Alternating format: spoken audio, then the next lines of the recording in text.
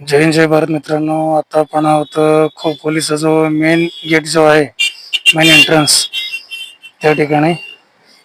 खोपोलीमध्ये इथून आपण आतमध्ये जाणार आहोत. जे मेन जे स्टेशन जे आहे खोपोलीचं, बघा महाराजांचा टोप जो म्हणतो, जे महाराज आपल्या डोक्यावर घालत होते, आपले छत्रपती शिवाजी महाराज, आपले जाणते राजे, आपलं दैवत, महाराष्ट्राचं दैवत, पूर्ण भारताचं दैवत आहे.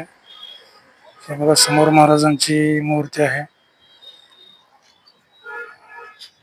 छत्रपती शिवाजी महाराज आपल्या महाराष्ट्राचं कुलदैवत, आपल्या भारताचं कुलदैवत. पाठीमागे आई जय भवानी यांचं मंदिर, मेन ज्या ठिकाणी तुम्ही खोपोलीमध्ये येऊन होता त्याच ठिकाणी बघा हे मंदिर आहे. त्याच्या प्रवेशद्वार आहे. महाराजांची मूर्ती, घोड्यावर स्वार झालेले आहेत आपले जाणते राजे छत्रपती शिवाजी महाराज, महाराष्ट्राचं कुलदैवत. आणि त्यांचं जे टोप जे घालत होते, किती सुंदर अशी कलाकृती बघा व्यवस्थितपणे, हे बघू शकता. खूप छानच आहे बघायला.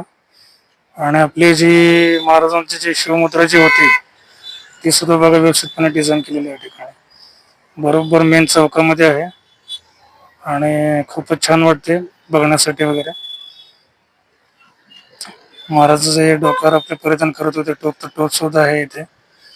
आपली महाराजांची शिवमुद्रा, महाराजांचा टोप, पाठिंबा आपले महाराजां घोड्यावर स्वार झालेले.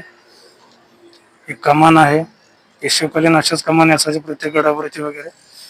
आणि पाठीमागे आहे तुळजाभवानीचं मंदिर आहे. कधी जर आलात व्हिजिट द्यायला तर आवर्जून व्हिजिट द्या मित्रांनो. खोपोलीला ज्या ठिकाणी तुम्ही कर्जतवरून येता, खोपोलीमध्ये जसं तुम्ही येणं होता प्रवेशद्वाराजवळ, तिथेच आपल्या महाराजांचं सर्व प्रतिकृती वगैरे तयार केलेली आहे. दर्शन घेऊ शकता आपल्या महाराजांचं. महाराज होते म्हणून आपण मित्रांनो कधी विसरू नका. जय भवानी, जय शिवाजी, जय शिवराय.